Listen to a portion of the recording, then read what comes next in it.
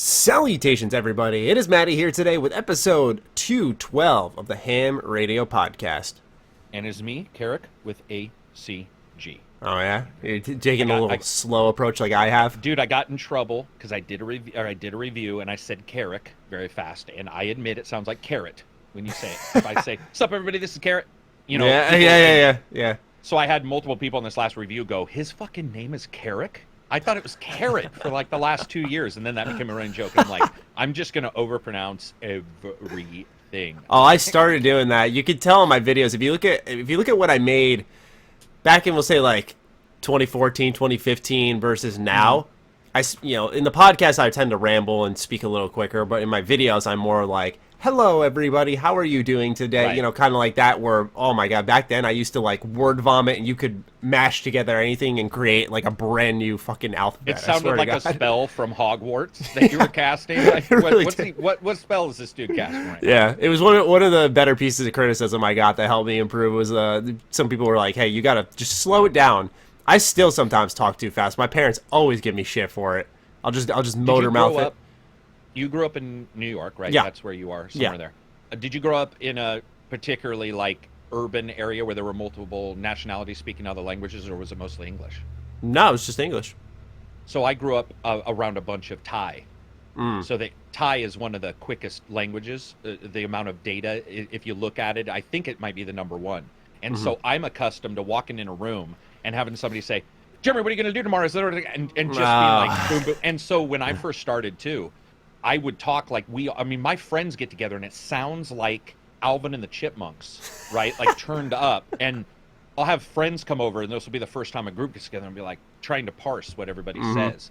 So I know what you mean. You'll get into those and you'll just hit record and you'll talk the way your brain is going. Yeah, because you can understand it. You think if you can, everyone can. It's like handwriting. It's like, I know what it says. And I can understand you because obviously you talked faster than technically your videos. So like when you talk or when I talk, we're like, okay, we get it. But then people listening maybe sometimes on audio and not on, they can't see a vocal inflection with a gesture one of us does. And they're like, I have no clue what these guys are talking about right now. Anyway, ladies and gentlemen, we thank you for joining two Mouths. Here we go. Yeah, we're going to be stuttering and stammering this whole way through. Fucked up 3 times prior to the podcast starting. It's going to be good. We're going to go with it, though. Mattermouths, we're going to call it. Mattermouths. We appreciate you joining us. If you want to support the show, we have the Patreon down below. $1 nets you early access, and you can hop in the Discord. You can ask questions. We got 11. There we go again. 11. Oh my God, what's happening with us? It's just me right now. It's just me right now. You have yet to have your moment. I'm not talking. It was me prior. I'm the one who started this entire thing. We have 11. I gotta swallow my saliva. That's what's happening. I'm bubbling up here, and so I'm like, so 11 patron questions. We're gonna get to all of them today. We appreciate you guys getting involved with our show, but it's a slow news week, so let's just jump right into this slugfest. Starting off with something that'll kind of tail into a discussion. We want to talk about Oninaki. It's getting a demo. It's a new game from, I believe, was it Tokyo RPG Factory from Square Enix, or they made I Am Setsuna, if I remember correctly. And so it's a game that I've seen gradually get a little more attention here, but we're seeing demos start to return in games and trials and whatnot. And so Karak and I thought, well, Oninaki really isn't our bread and butter for podcast discussion. What it could tail into is really, let's take some time to talk about our favorite demos and trials in video games. Yes, ladies and gentlemen, it is the end of July, if you couldn't tell. So, yeah, you know what's funny? It is, Matty, but to be fair, it's probably going to be pretty enjoyable because you can get caught up doing the same news, right? So in a way, this is sort of cool because maybe like if people like it, then you start looking at that and going, let's cover the best demos this last month or something. You know, I sort of dig it. I sort of dig this something different kind of thing. Yeah. So with that being said, would you like to get started? Do you have it doesn't even have to be like an immediate favorite of all time. Do you have just a trial or a demo you really like that you played one time? Can I go with one that told me not to get the game? Yeah, that's fine. Yeah, just like Brute Force on the Xbox. Brute Force was a 4-player rip-off of Halo. What it was it was Microsoft's bid to get a Halo secondary series going, not Halo based, but like it. And what it was you had a girl, a guy, an alien, that kind of thing. You had 4 of them. It was third-person shooting, and it was a big deal. They were putting a lot of marketing push behind it, and there was a demo in the Xbox official magazine at the time. And man, like everything you had seen, all the snippets and the screenshots were all obviously taken at the perfect point, right? Like it's like a glamour shot or Instagram where nobody's going to be like, now it's a big deal to say I don't wear makeup, but for a long time it was like I'm going to take a perfect picture of me standing in front of the Leaning Tower of Pisa, and it was terrible, dude. It was that time where you're playing it and you're like, thank God for demos. Yeah. Like there's no chance I'm getting this game, and so that's the demo that's actually stuck in my mind. That demos should be a consumer product. Yeah, because that it saves pushes you me away sometimes. $60. Yeah. Versus even some that I've liked, where I like the game. Usually I played it because I already knew. With Brute Force, I didn't, and it stopped me from making a mistake. So I would say that's neat. Yeah, that's neat. I don't know if I've had. I'm sure at some point I've had. Oh well, recently I did with Daemon X Machina. I downloaded the demo. I played all of like 10 minutes, and I just like, nope, not for me, and deleted it instantly. Yeah, and that was like a demo that I think went on for about an hour or so, according to what a lot of feedback was. Did you think you were gonna like it? I wouldn't say I went in there going like, yeah, this is so gonna be something I enjoy. I was curious. It was a curious thing. Maybe I'll end up liking this. It's kind of something that I felt with actually, which we'll discuss later, but Wolfenstein, where I didn't know what to really expect going in. It was quiet. There wasn't a lot of marketing for it, so I was just like, all right, let me go in and develop my own opinion on this. And with Daemon X Machina, when I played the demo for that, I was just, it felt slow, sluggish. It did not perform well. The HUD was a mess. The list went on, and they improved a lot of what I just mentioned in their demo trailer, which I made a whole video about. So that was also one of my more fond memories with demos, was seeing the aftermath of Daemon X Machina. I thought that was really cool that they took a trailer and showed, like, here's the demo you played, here's your feedback, and then here's what changed based off of it. I thought that was very neat. Very cool. Didn't get any attention though. I think the trailer sat at 15,000 views on like Nintendo's official page, which is nothing. That's low. That's very astronomically low. Yeah, gotcha. Like very minimal interest there, which explains why they're not talking about it. A demo disc. Have you ever played a demo disc that was almost a game in of itself? There were so many different like compilations of mini games and expansive pieces of the product that you never bought the game. You just really kept toiling around in that same demo disc. Yeah, there was Virtual Fighter for the Sega Saturn had a demo disc, and I think it was 3 characters. And I played those 3 characters forever. And then Xbox original, they had the official, and it had Fusion Frenzy, which is the one. Oh my God, it's your game. No, it's not the one. It's not the sports game you like so much. This one is a game where you get in hamster balls. No, I know what you're talking about. Okay. We're talking about the same demo disc. Sports game. Remember that sports game you like? I wanted to make sure you didn't think it was that one. Yeah. Okay. So Fusion Frenzy, and it had Fusion Frenzy and Kung Fu Chaos, which would not be released now because it was as racist as all get out, because it was based on like USA Kung Fu Channel, fake Asian accents, and it was 4 characters going around a platformer. Kung Fu Chaos is legit an amazing title, and Fusion Frenzy, and those 2 demos were, I mean, dude, we're talking like inviting friends over to play the demo, not even the real game, but being like, I got this demo and this game is a blast. Come over, and you're sitting there playing a demo, and you're like, holy shit, I would have paid $15-20 for that. Yeah, I was actually trying to find out. I think back then, demos came on disc. So what would happen is you would put in, for example, Halo Combat Evolved, and there would be a demo menu you could go into. And I'm looking at a screenshot right now, and for Halo, what would happen is you'd put it in, and then there would be Fusion Frenzy, Oddworld Munch's Odyssey, as both interactive demos, they call them, which means you could play. And then they had a movie, which means like a trailer for Amped, as well as Bloodwake. Dude, Amped is my snowboarding game of all time. Want to hear the funniest thing?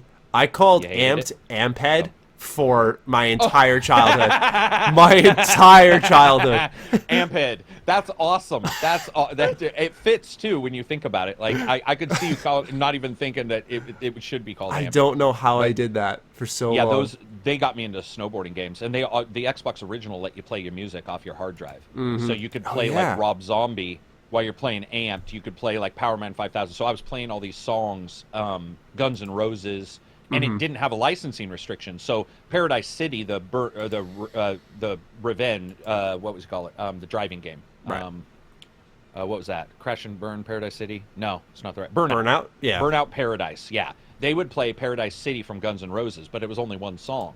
That was like their theme song. But when you had the Xbox original, you could play any of your songs. And man, I remember so many games where I would replace it with like just tons of different music. I think the 360 let you do that for a while, too. I could be wrong. Maybe it didn't. Yeah, dude. I think it's actually crazy. So Halo, now that I think about it, I thought it was a demo disc. So Halo was a gateway, quite literally, to two of my favorite games ever on the original Xbox. That's crazy. Wasn't it Crackdown? Wasn't one of them Crackdown, too? What game released with Crackdown as a demo? And that's what got Crackdown to be popular. I'm not sure. There was a particular title. This is Microsoft, right? They were sort of ahead of their time on some of this stuff. Crackdown demo. Yeah, like, was it on Crackdown on a demo disc? Because I remember people were like, oh, I'll check it out. I think it was Crackdown. It's people still talking about Crackdown 3, actually. Let me see if I just type in Crackdown 1 demo, what comes up. What I was going to say is it's kind of crazy that I bought Halo. That was one of my favorite games on the original Xbox. And also I discovered Fusion Frenzy, which was the demo for me that I kept playing over and over. It was just all the mini games were in there, so you never had to really buy it. I know, yeah. So I just kept playing that over and over, and I thought it was the most fun shit ever. And then Oddworld Munch's Odyssey is one of my favorite games of all time, like hands down. And I always tell this story that when I got to talk to Lorne Lanning, the guy who helped make Oddworld Munch's Odyssey, or he fucking directed it and designed it. He told me he wasn't even proud of that game at all, and I was like, you gotta be kidding me, man. I was like, I think this game's amazing. Let's see here. I do see a GameSpot forum thread titled, "Did you buy Crackdown just for the Halo demo?" Was it? That's what it was. Vice versa? That's what it was. Yes, it was vice versa. Okay. So which Halo was it? You bought Crackdown and you got Halo... You bought... Halo 3. Yeah, it was Halo 3, I think. Yeah. So and then Crackdown became its own thing because of Halo 3. It's and so crazy, man. Crackdown. These are forums from 2012 years ago. The archive machine. Yeah, it's 2004. Awesome. Holy crap! There's like tons of people participating. 50-50. I wanted both here. I wanted both. Pre-ordered Halo 3 last August. This was 12 years, 4 months ago. I love seeing that kind of stuff. Halo 3? Yeah. It was 12 years. 12 years, 4 months ago. That guy said he pre-ordered it last August. Man, that dates you, because I would not think of Halo 3 being that old. Halo 3 still in my brain. I would have to go see it, but in my brain looks amazing. Let's think here. 12 years ago, that puts it... That's Xbox original. Or that was 2000. That was 2007. Gotcha. 12 years ago. So, I think Halo 3 came out around, I want to say 2008, but I'll double check that right now. 2007, September 25th. Gotcha. So, yeah, that guy pre-ordered it a year before it came out. That's fucking amazing. I love that. Because the discussion was taking place, said 12 years, 4 months ago. So they were talking in March about this game. Oh, right. Wow. Prior. That's awesome. That is awesome. I also remember playing on the PlayStation. I don't have as fond of demo memories. I just remember one time, and I actually talked about it in my Dragon Quest Builders 2 review. I remember booting up Dragon Quest 8 on the PS2 for a demo. And that was really all I remember. I booted it up, and I just remember standing in town, seeing the art style, the character models, which I could be wrong, but I believe Akira Toriyama works on the character concepts for Dragon Quest, and that's why I think they always pop to me, because I love Dragon Ball. He's worked on those character concepts as well, and they're some of my favorite in any type of entertainment. But that's literally all I remember from my PlayStation demo memories. I mean, Xbox, it was like all of them. I think there was Blinks the Time Sweeper or whatever. Blinks That was awesome. one. That was At one least, that. well, it felt awesome back then. Yeah, I don't know how it would play nowadays. I really don't know. Probably not well, but I remember like they showed it at an E3 or an event, and they were like, "You can destroy this bridge and then undestroy the bridge, run across it, then destroy it behind you." And at the time, nobody had even thought of that kind of stuff. Yeah, it was awesome. And as a kid, trying to figure that out was neat. Yeah. That's how I discovered Jet Set Radio Future, which is I think the one that came to the original Xbox. Yeah, man, Xbox was my console when I was younger. That's all I played. You know, the PS2, I came into a little bit late because I always talk about how. So did I. I got my my Xbox 360 in like 2008. Like I was very late to that. So, you know, people were already done with Mass Effect and I was just experiencing it for the first time. So I was playing my PS2 well into that and experiencing like all it had to offer. And it makes you wonder, right? Like what kind of gamer would you be if this wasn't your job, right? Like would I have gotten a PS4 in 2016 instead and like picked up The Witcher in 2018 finally? You know, like how would that have worked? Did you ever play Condemned? On the Xbox I've heard of it. 360? No, I didn't though. That's the horror game with the mannequins. Oh God, no! I was a fraidy cat. Oh, okay, yeah, because that's what got me. I didn't either. I had a Dreamcast, an Xbox, and PS3 or Xbox 360 was out, and the graphics looked better, but I didn't have a high def TV at the time. Okay. Because it was 720. Remember, it was like we can do 720p, and I was like, I'll get to it. And then one of my friends had it. And he was like, let me show you this game. And I saw it at his house, and I was like, oh, shit. So I went and bought it. And it was that and Final Fight back in the day or Fight Night, back in the day when boxing games were big. Mm-hmm. And I was a Fight Night fan, and he showed me Fight Night on the 360. And I was like, it was one of those, I don't believe in this, by the way. I don't believe in one title selling you. We've talked about this hundreds of times.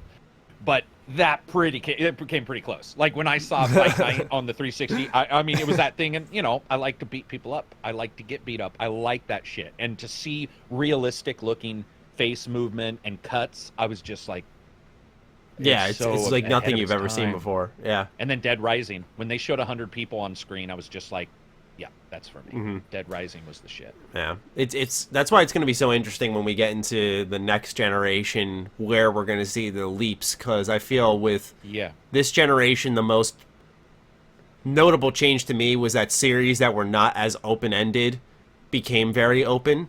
Right. Not open world always, but very open. You noticed like the power going towards space and level design, that's exactly right. And I just wonder what next generation is going to be the notable change. Will that just become emphasized? Will it just become even bigger? Or are we going to see games that focus on how pretty they can be? I mean, I guess every developer has their own vision. We'll see. Just like there was a natural trend in every game. Like Lego went to fucking open world, and that's where you were like, okay, like every game's going to do it now. That was for me like the punctuation, you know, where you're like, okay. But I think you're right. Every generation, 8-bit to 16 had something like, and I know what you mean. Every developer has their own idea, but there's always a game or two that stick, and as like that's what this new gen may do. And I firmly agree that Xbox One and PS4, it's all about size of games because they got 8 gigs of memory. Because remember, the 360 had a little bit more than the PS3, but they were both really low. GTA, which I love, I played 5 on the 360 a lot. Same. But there was a lot of issues. And then you go to like the newer version, you're like, damn. And then other developers can now look at the size, the RAM size, and go, I can fit these big games on there. So I agree completely. This entire gen has been all about space. Right. Like some not artificial intelligence, but artificial life, like Oblivion or Skyrim with a guy who has a job. You know, you notice a lot of companies will sort of hint that their NPCs don't just walk around; they have a thing. This next one, I mean, Sony made a big deal about space, about loading, but you won't see a lot of those improvements because third-party games they all have to have the same underlying hardware requirements if you want to do crossplay and all that shit. But I could certainly see some games sticking with us. I mean, I think graphics is hard. You see graphics, and that's like it speaks to you instantly. So in all honesty, it'll probably be a design. Like you'll see a design, like you said, you like Dragon Ball. Maybe it'll be them making it to where the entire game just looks seamless like a cartoon or an anime, and that's when, because they're pretty close with Xenoverse and those. Yeah, you know what I mean? They're almost there. They're close, and I just feel like the animation blending will get just good enough, or you'll see a Dragon's Dogma where maybe the monsters are bigger, because we have big monsters, but they're usually bosses, and I could see like Game Worlds where it's like Monster that's sort Hunter of the World, norm. but it's completely in an open world Right. setting. Right, exactly. That's exactly right. Instead of that Monster Hunter, we both like it, but there's that weird, load and go here and load and go there. Yeah. But instead, they're just like, dude, it's go anywhere. Yeah. It's going to be. I'm really excited for it. I'm in the camp of, I feel games. I'm always cool with them getting bigger, but I feel right now with the size of a lot of these titles that they're big enough where I'd like to see the focus being on refinement. AI. Yeah, exactly. Getting the AI, cool reactions. Yeah. Condensing it in ways where it runs better, like higher FPS. I'd like to see that type of stuff because I feel like we're already talking about. We see conversations propping up all the time, and it doesn't represent everybody, but we see it propping up a lot of like, okay, these games are becoming massive, and in the case of like an Assassin's Creed Odyssey, which we both very much liked, you can argue that's a bloated title. It's a very bloated title. You could, but the bloat is fun, so I don't even know how I would describe that game. Yeah, we could do an entire video about great. We should do a video, dude. We should do a video where we just grab 3 of the biggest games that we loved all the way through and try to discuss the difference between bloat and big. Like a Skyrim versus an AC Odyssey, because both probably equal in content wise, but it's like paced differently. Yeah, right. It's so I get what you mean, man. AI would be great. Sound. One thing I would like, Matty, is I hate going into worlds where there's grass for like 50 feet and then a texture of grass. I can't stand it. It gives me like the shivers. Are you talking about like instead of each grass being separate, it's like one? You'll see them pop in piece. And okay. Yeah, and then the grass will build up. You can literally see the level of detail where the grass will grow almost. I would love to see that where if I look at a hill, if I can see a hill and there's grass on it, I can tell it's not a texture. There's grass on it. I know that sounds like a small thing, but there's games you and I both have probably played with a draw distance long enough that you could almost spot an enemy easier because the foliage wasn't being drawn in. And you're like, there's a dude 150 feet away that I wouldn't be able to see closer because there's grass and all this shit, but because he's far enough away, the geometry hasn't loaded in. Right. Those kind of things I would love to see improved on the next systems. Yeah, I agree. Well, we don't have to wait too long. Let's talk about a new game that, we're talking about games that are getting bigger, and Wolfenstein seemingly got bigger in its most recent launch. So I have about 3-ish hours in the game right now. You completed and reviewed it, so I believe we will have differing opinions because I have less experience. But mine was generally, so far, story, just as bad as the trailer sold it. I thought the opening cutscenes were pretty good and set the tone well, and I was actually pretty interested, but yeah, it just kind of seems like it nosedives after that. And the gameplay I really like, though. I have been a fan of the level design because Arcane clearly had their hands all over that. It reeked of Arcane Studios when you started climbing up on the little balconies and there were windows you could crawl into. That's like their bread and butter right there. You just knew they had their hands on it. The RPG elements, little hit or miss here, but I overall like them, and I've liked the changes, but I've seen the biggest gripe for some folks has been the microtransactions, and we'll get into that obviously, but I was kind of, I don't want to say confused because that's not the right word. I was puzzled as fuck. I'll use that. Okay, yeah, because I get the reason I don't want to say confused or puzzled is because I get why people don't like them. But these are microtransactions I've seen in a number of titles we've talked about that we've supported, like even a game like Devil May Cry 5, which destroyed in reviews. And in the case of Devil May Cry, you could buy the currency that would unlock gameplay stuff, but I didn't see many people lighting it up for that. Meanwhile, with Wolfenstein, and I'm not saying I enable either of these, by the way, but Wolfenstein, in this case, it is a game that only gives you a microtransaction for cosmetics, and those cosmetics are gun skins, the skin of your armor, and your helmet. Yeah, your helmet. Thank you. And to me, I'm like, okay, like it's a first person game anyway. I can't see what I look like, so I don't care. It's like the Outer Worlds, where once they said we're not doing third person, I went, okay, I don't care what the armor in the game looks like because I'm not going to be seeing it. If I'm going to be seeing it a lot, then make it look good, make it something I can change. But I'm not going to spend money on something I can't see, which I guess emphasizes why it's stupid. It's there, but without getting off track, let's hear, what do you think about the game, and what do you think about the microtransactions? No, I agree with everything you said. I did rate it a wait for a sale, but I liked it. The reason why I rated a wait for a sale is about 5 hours in, maybe 6, the level design. Oh, sorry, becomes... I don't mean to interrupt you. I wanted to make sure of one thing. When you reviewed it, was it off $40 or $20? Because you know how you can do the buddy pass and you can essentially go 20-20? It was off the 40. Okay, sorry, go on. And in fact, no, that's cool, because in fact, people were saying, would 30, if I don't want to play with somebody else, be okay? And I was like, it may not then either, because the AI isn't the greatest as your partner. It's not terrible. Yeah, it's all right. I've been playing by myself. And it does the thing called the Watsoning. It's even their term for it, which is where if you go somewhere, it'll just appear behind you, so you don't have to worry too much about losing him. But no, I liked it. The reason why I would say is about 5 hours in is when I started to notice the level design creeps into a lot of repetitiveness. Okay. It has a good first blush, I think, a very good one. I think the two girls are absolutely poorly written and just they're like yokels. They have accents that don't match Anna or BJ, which is really weird. And they start going full Southern. It's like there's so many. It's not Texan. It's like full Southern, because BJ grew up in Texas. So I was like, all right, maybe they'll have that. And instead, and their yokel laughs and stuff, and it was odd. That's all I can say. I don't know. Yeah, it was really like off tone. Yeah. And then love the gun. Most of the gunplay I liked. The sponginess I'm not a fan of. Even when you switch the weapon to the weapon type that hurts that enemy. That's one of the things that I was like, that could be toned down. You can turn up your weapons. You know, you can get heavy receivers, and I loved the combo of like, do you want to get the same manufacturer and get some bonuses? I thought that was good.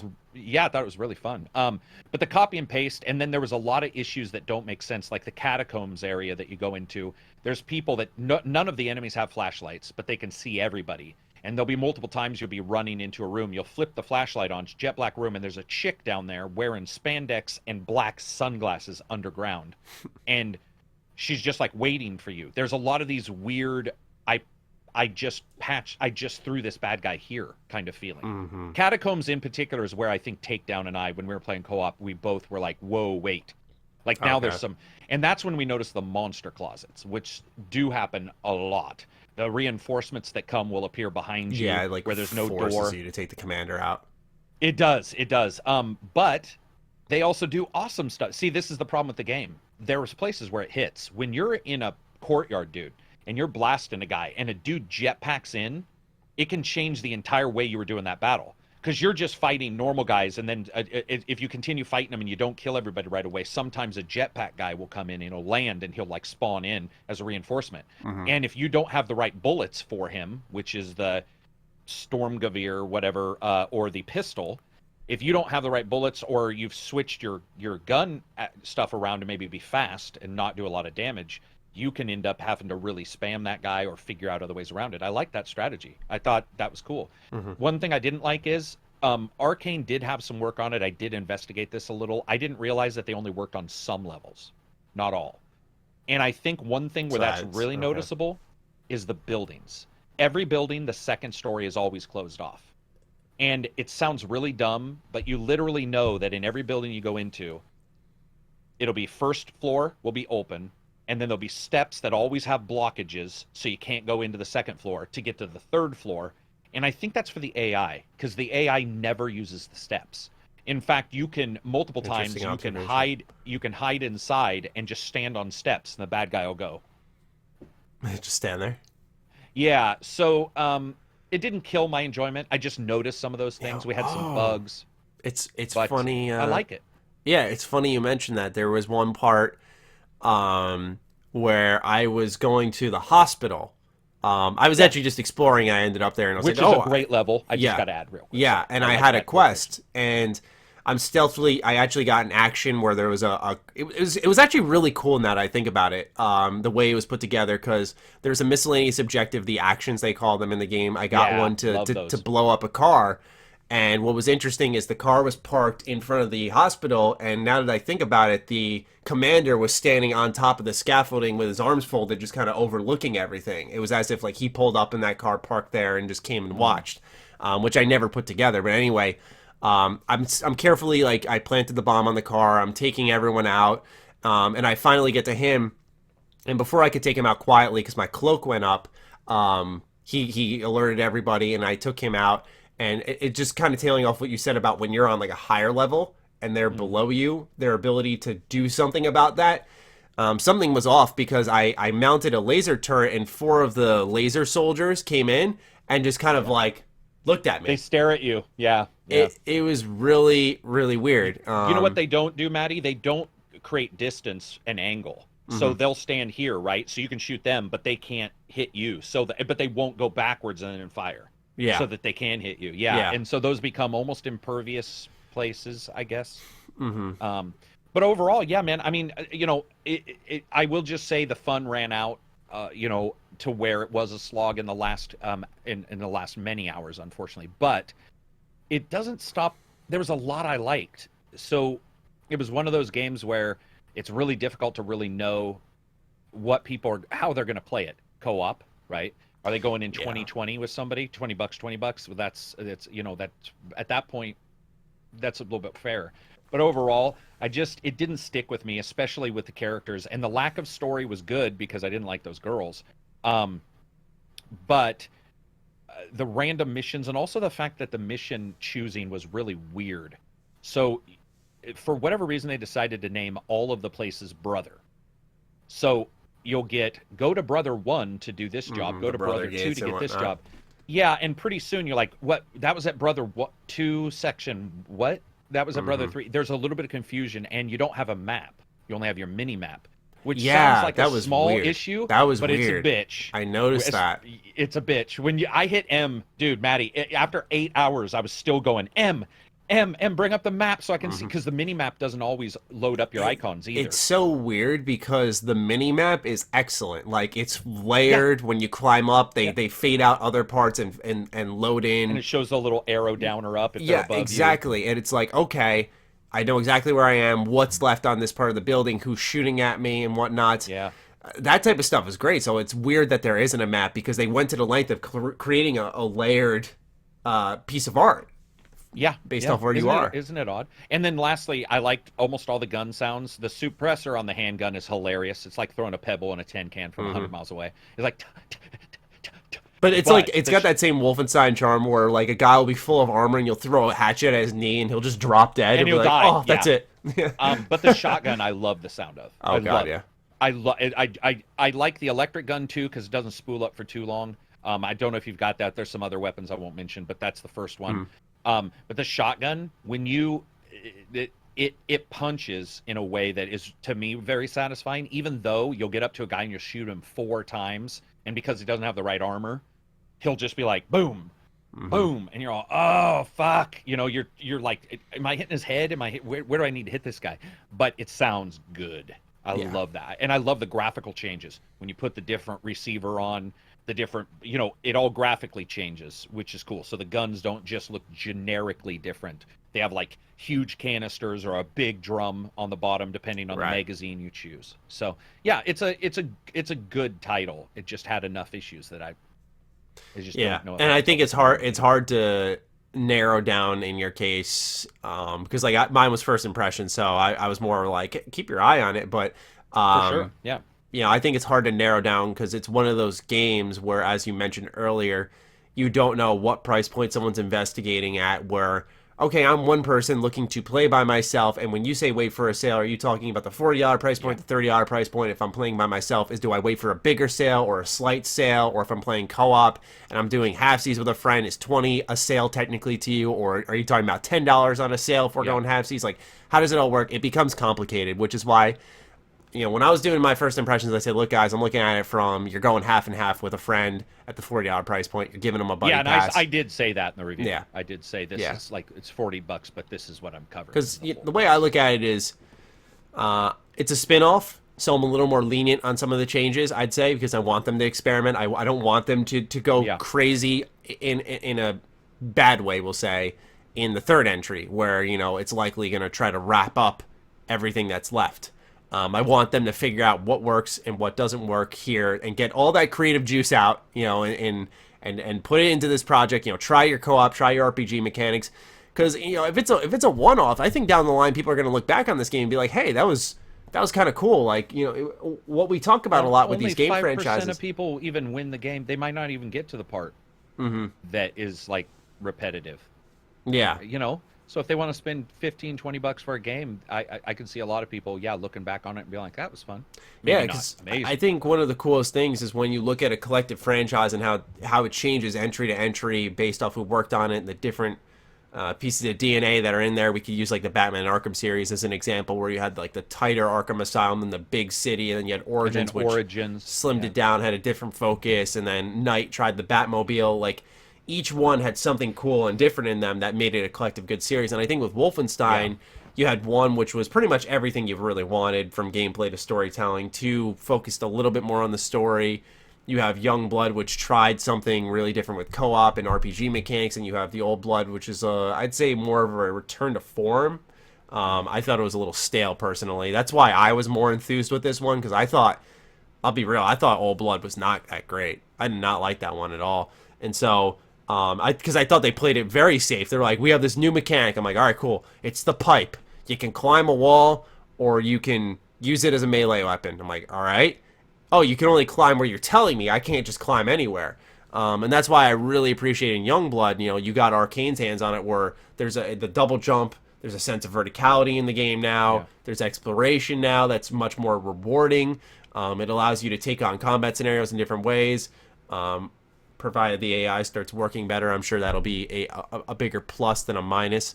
I don't know. I really like what's there so far. Obviously, I need to put more time into it, but still, I'm digging what's there.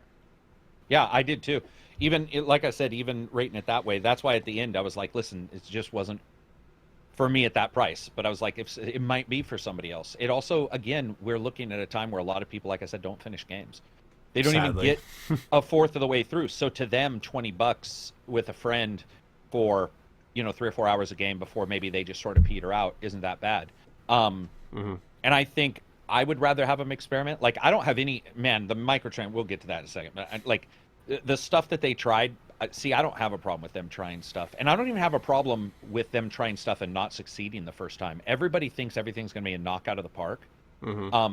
And for example, when I say wait for a sale, I've had multiple people be like, oh, that means like a 25%. I'm like, first of all, no. If you, even though my numbering system doesn't work this way, if you pretended don't touch is a 1, deep sales a 2, wait for sales a 3, and buy is a 4, which that's actually not how it works. But if you even chose that, then a wait for a sale would not be a 0 or a 1. It would be a 3, which to some people would be 75%, which happens to be where this is. And it's right where Marvel Alliance is. I mean, those two literally are just doing this.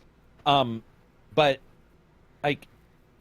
I think people would have bitched if it was the same thing too. Like, they're at a point where they tried something new and they just didn't hit. I think the story could have been better. I think it would have helped. Oh, sure. Yeah, absolutely. And I think they did not flesh out the weapons as well. The double armor, I think they did try something there, and then it's almost like they forgot to do anything with it. Because you have 2 guns that hit the heavy armored guys, and the rest hit the light armored guys. And you're all, but that's it. It doesn't mature. It's like they had a bigger idea and didn't have time almost. Yeah, it's almost like if you and I were like, this would be great, you started out, and then you're all, oh, fuck, you know what? That's not going to work. We don't, blah, blah, blah. Well, we'll just have it in there for a little bit, and it never balances exactly right, or that feeling of progression. Well, it's because the weapon swaps aren't like Doom, where it's very like bang, bang, bang, bang, bang, bang. You're constantly running around an arena almost, where switching weapons for armor types could actually maybe work to an extent in Doom. I'm not saying I want that, but it's like they kind of work if done within the speed of that game. Yeah. Where the switching was done maybe at a higher speed. Yeah. I mean, there's a lot to like with it. There's just some stuff that sort of holds me back. I certainly would say in the first 4 hours, though, I don't think I really had any complaints other than the AI. I was noticing sneaking is really easy. Their vision cone, those motherfuckers have glaucoma. Their vision cones like this. Sorry, I cut logs this morning, so my hand's dirty. But their vision cones like this, so sneaking like right here is pretty easy. Yeah. And once you figure that out, you won't waste cloak as much. That's what I was telling everybody in the live stream I did. I was like, listen, once you realize how limited their side to side is, don't waste your cloaking on those guys. Waste your cloaking on the dude walking towards you, and you're out of options because there's a dude behind you. Yeah, cloaking becomes like your backup. Yeah, I get that. Exactly. Yeah. Microtransactions, we'll talk about that a little bit, and then we can hop into MUA3 a little bit because we never had a chance to talk about that, and I did a full review on it, so we can be on the same page there a little bit. So you're confused. Any additional takeaways outside of that? Yeah. So I saw a bunch of videos where people in the industry who were reviewing it said they were confused. First of all, that person should probably never review a game again, because even in their PR stuff weeks prior, we already knew about the microtransactions. So they were saying they were confused, they were in there, and that was the exact wording. That means that person does not pay attention. So I hope the people who are developing the game look at those and goes, this person is not paying attention to the stuff that we've sent out and the stuff they've signed off on covering. That bothers me. When it comes to the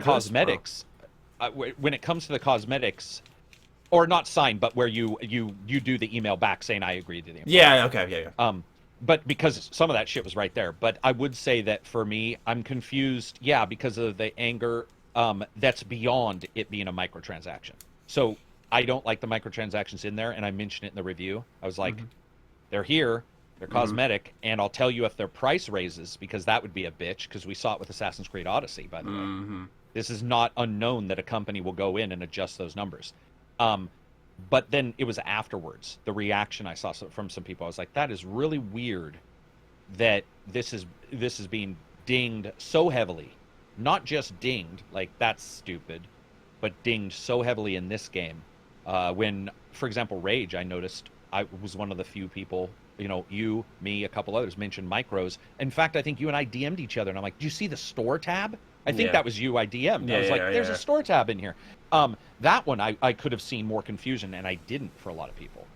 And it seems like it was a little weighted, if you know what I mean. A little bit like, let's ding them because they tried something different. And we'll add this on there.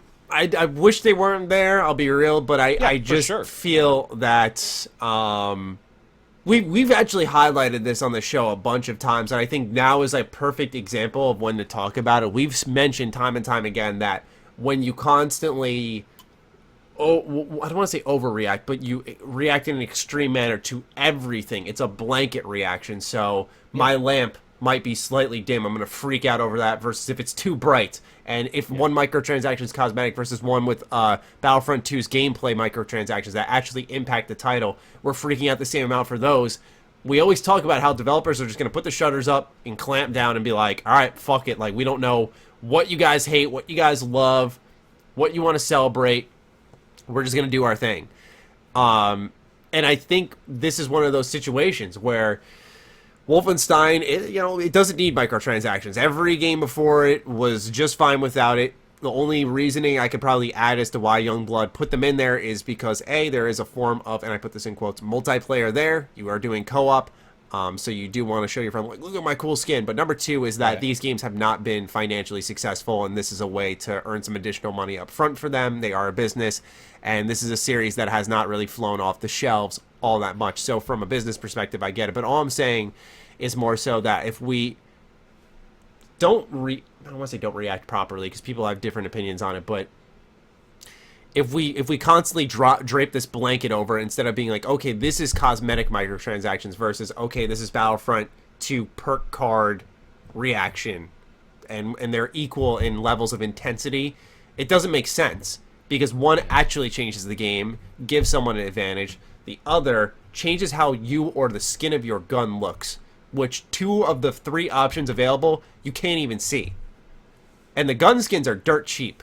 You could buy them for 200 silver coins. Dude, I had almost every skin for both characters when I was done. I think there's that, and I think there's also the fact, I know what you're saying, I think, but so it is okay to say, and freak out at the same level that there's any microtransactions. I don't see a problem with somebody saying, I fucking hate them. I agree. But then if you want to talk about them and what's in there, then nuance is required, which is what you're talking about, which is like, well, what is in there? And then you start looking, and that's when you start seeing these oddities. Because I mean, if there was no microtransactions in anything, I'd be a happy camper. I don't like them. They just feel, I hate them. And yet they're like dirty, so yeah.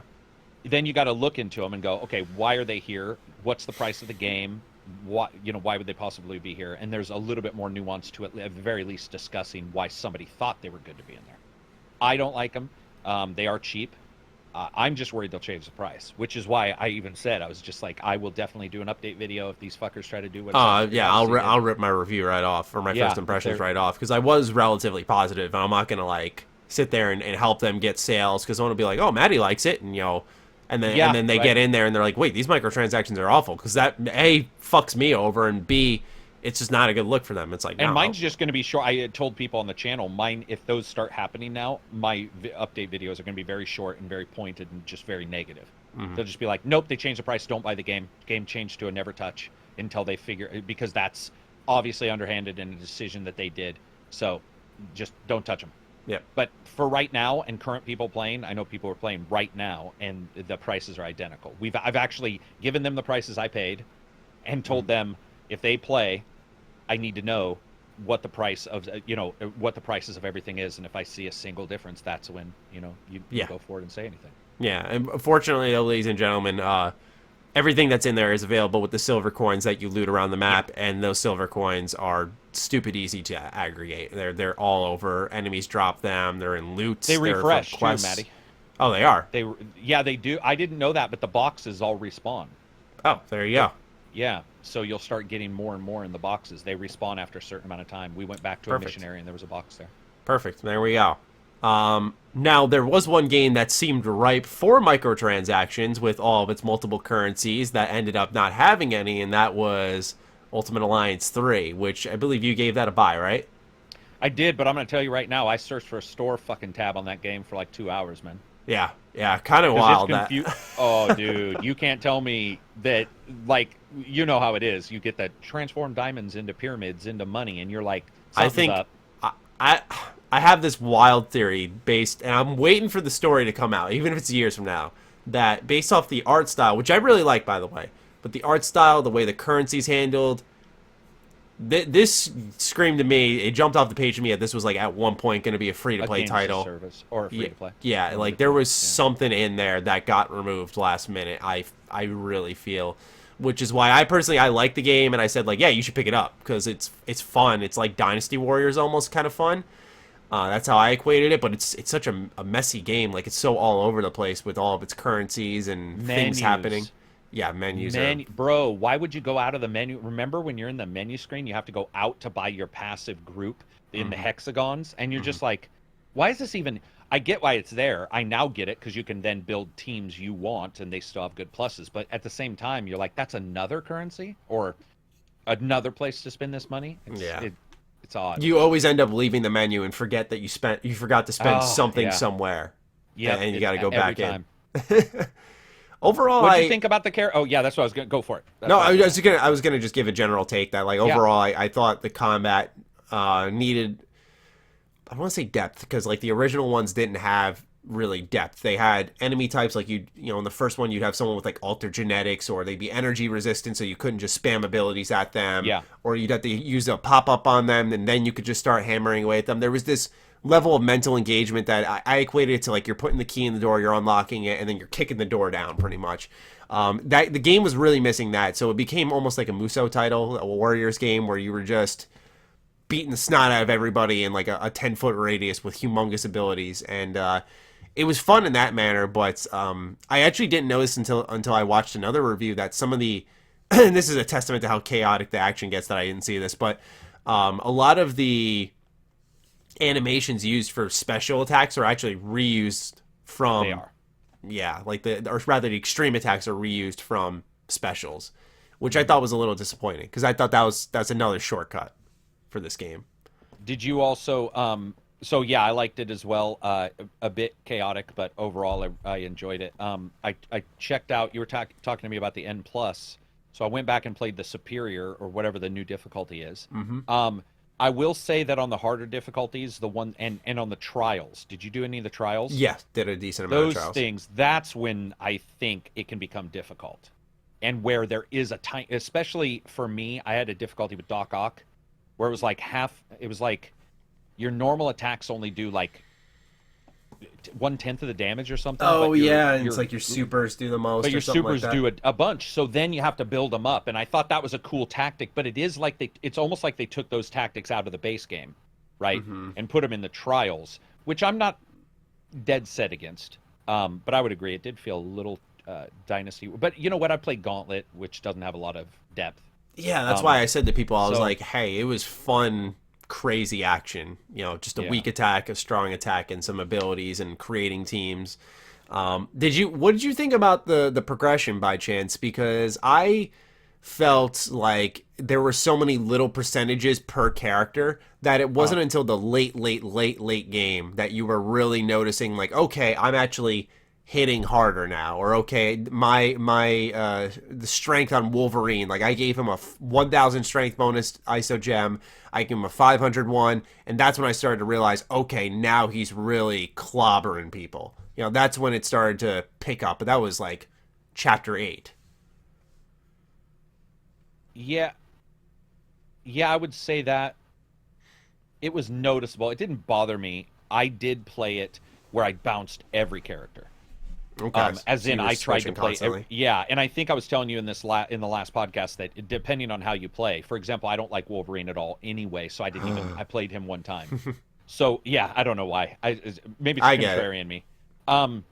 So that one I didn't, but I did. I definitely noticed that where some characters I would go to the passives menu, right, and you're buying all those dots. You know, plus 10 to health, plus 10 to health, plus 20 to health. You're opening up new hexagons and all this shit.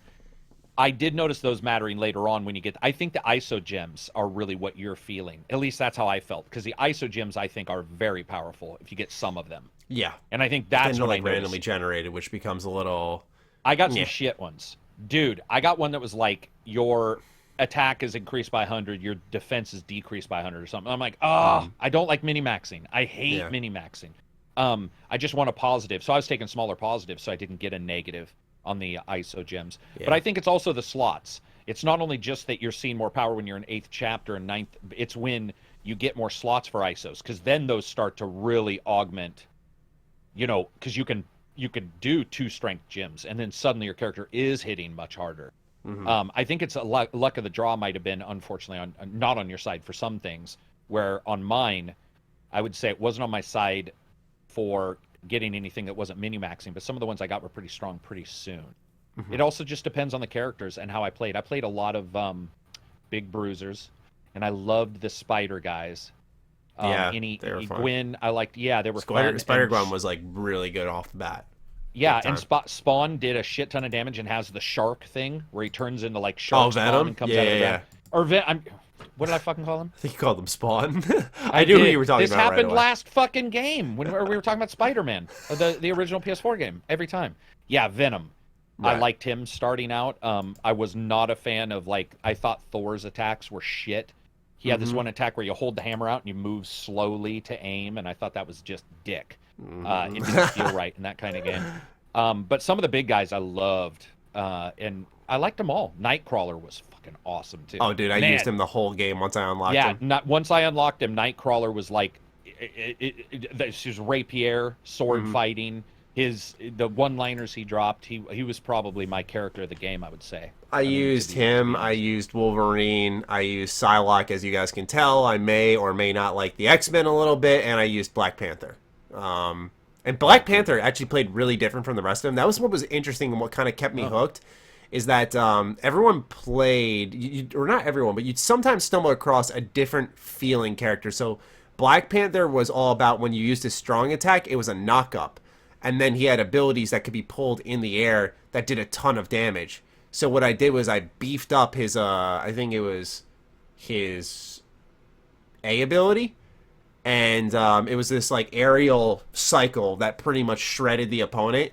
And so what I do is I knock them up and just pretty much shred them up in the air, and then they drop dead, like, right then and there. It was, he played differently compared to everyone else, who was more about, like, area of effect attacks and just covering a wide ground. He was more so That's solo funny because targeting. I chose Captain Marvel, and she played the same way. She was more fists, and then she had one where she would bust across the level. And it's funny you notice that, because I noticed that with her, that she was a little bit more fighter-esque. Yeah, Like she had, like, and one of her first abilities is just like a big punch. yeah, and it stunned the bosses, by the way. If you timed it right, you could stun the bosses, and you could end up doing a lot of damage to the bosses, where some of the other characters' power-ups would take longer, and it was hard to time the power-up with that opening. But hers, I got her timing down pretty well, and that was... yeah, so it's funny we both gravitated, I would say, towards, like, a little bit of at least one fighter character in there, or somebody who felt a little bit, I don't know, it felt a little bit normal, almost, in the way they were attacking. Did you have any issues with feeling like some characters ended up getting left behind? For me, like, I'd love to go back and do Miss Marvel, but she's level 5. And you could use the XP cubes, and they get you to, level 15, and then you're like, all right, you're still pretty weak. You kind of have to grind them back up. I did the three-on-one thing. I usually do it in any of these kind of games where the other people don't level up, where I'll take 3 high levels and 1 low level into a high level area, so that they get their experience faster. So I was doing that. Yeah, they for sure do, dude. So because I think Wolverine's pretty early. There's Wolverine. Oh, the bird dude, fucking Falcon, the widget spinner attack. Yeah, I got him pretty quick, and left him behind, didn't think about it, and then went back and, tried to put him in the team, and was like, oh, Jesus. That was hard. And especially once I got Hawkeye, because Hawkeye had a particular attack, which is, I think it was Y on my controller, but it was a very powerful single bow shot. And once I got him, he sort of replaced some of the other guys, and I used him a little more than I probably should have. And I found some of my guys were low level. But on a game like that, I'm okay, because there are trials to do. Or there are, like you said, there's also the ISO. It takes a while.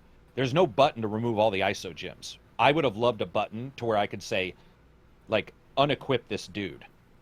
Right? Yeah, because you'd have to bring them into your party, unequip their gems. Exactly. Get rid but of imagine them. if you could, imagine if there was more of a, here's all your ISO gems, here's your dude, unequip, because you can do that in Injustice, too. You can just remove stuff. You can change stuff. You even have different setups. I think you have up to 5 profiles. You might even have more than that. So I wish they had done that. In fact, like you said, so it is. It's messy. It's messy because there's a lot of shit going on too. Like, in their defense, they have a lot of characters right at the start. Most Gauntlet style games like that. Yeah, I was talking really surprised.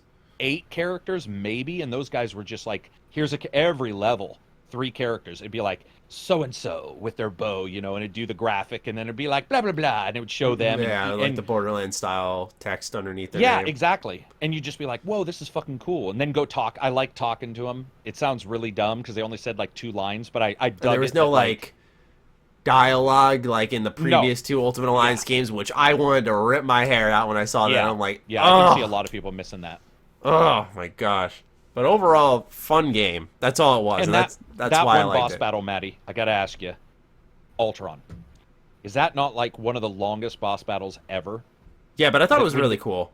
I did too, but it was long as fuck. Yeah. It was like at 50%. I was telling people when I was watching a stream, I'm like, dude, you're like 50% of the way through, because it's like when they start to turn huge, they were like, oh, it's over, and I'm like, no, dude, you've got a long time to go, because I think one of them had to pee on stream, and I was like, no, dude, you're gonna explode by the time this is over. I liked it though. Yes, I liked the battle. It was just there was some cosmic battles, some bigger ones. Yeah, it was good. It was good.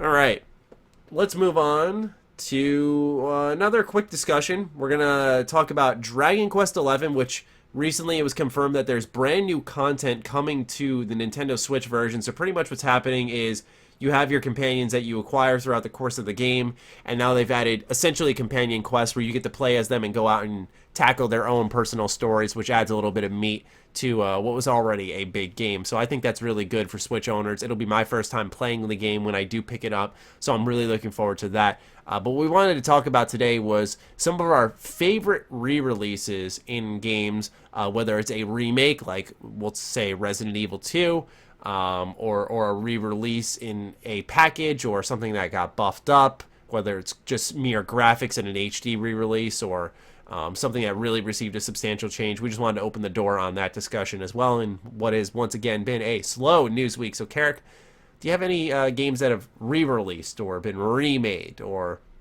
have gotten a little bit of an HD buff that have stuck in your mind? If you don't, I have one I can go with right off the bat. Uncharted. Which Uncharted got remade? Was it 3? I think it was 3. One of the Uncharted's got remade at 60 FPS on the PS4. They had like a whole collection, the Nathan Drake collection, Yeah, which I was think it was 1, 2, and 3 maybe? Yeah. So I think I noticed 3 just because, let's be honest, 3 looked incredible. And 1 looked good, but not. It was just a lush jungle, really, so there wasn't that variety. Yeah, and so I would say that one got me more interested because I was not a huge Uncharted fan for the longest time. So I would say that one got me like really interested. I think most remasters aren't the greatest. Depending on the price, they're very good. Right. It just depends. Yeah, I would say that one's the one that like I definitely got me to return to the game. Oh, and then the other one, Last of Us. I think their remake was pretty good. Remaster. Nice. Remake, remaster. I guess that'd be a remaster. Up-res, who knows? Yeah. My favorite is easily, and I know some will think there's some bias here, but it's easily KOTOR 2, because it was such I wake up, I check my phone, there's news that KOTOR 2 just got an update on PC.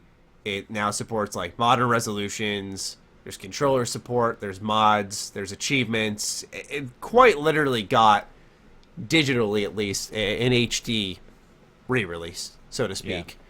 And I thought that was just the coolest thing because it was free. So if you own the game already, downloaded it. It didn't become its own separate product where if you didn't own it already and you were interested, that you had to pay a higher price to get it. It was just a free update that hit the game out of nowhere. And only that game, not KOTOR 1, which arguably needs it more because as time has gone on, I continue to suggest this game. More and more people have asked me how to get it running on their PC. It's just KOTOR 2. And I thought that was just a neat little piece of gaming history there that happened. When did that happen, when did it happen? Yeah, when did KOTOR 2 get the remake? Or remaster? I want to say 2016. Gotcha. Okay. I want to say, because I remember I slept over at my friend's house and I woke up and I was like, I gotta go. Straight up, I was like, I gotta go. I gotta make a video and I'm gonna play this shit. Let me see. His mom's making breakfast for Maddie and all this shit, and you're like, sorry, lady. Sorry, lady. KOTOR 2, which I've already played multiple times, got a remaster. Gotta go. July 21st, 2015? Oh, gotcha. 2015? Really? That was before I was reviewing games. Well, no, it was just when I started reviewing games. I don't even remember that. Yeah. 10 years later, Star Wars KOTOR 2 gets an official update. This was on Kotaku at July 21st, 2015. So, wow, we just passed the 4-year anniversary. It came with 37 achievements, Steam Cloud Saves, native widescreen resolution support up to 4K and 5K support for controllers, including 360, Xbox One, PS3, and 4, Steam Workshop support, and we added a force speed effects option in the menu. And because there's mod support, it allowed people to get the restored content mod, which patched up a lot of the bugs, glitches, and issues with the game, added some additional content. So yeah, that was easily hands down my favorite. I think that's going to be impossible to top because obviously it's one of, if not my favorite game of all time. But also, like, it was just such a out of nowhere surprise. It was incredible. It was incredible. For me, what tab? Sorry, I'm answering a question for somebody. No, you're good. When it comes to these, I will say one that disappointed me, and not in the typical way, where somebody will say, oh, it's too expensive. The ones that really disappointed me, dude, are the Batman ones.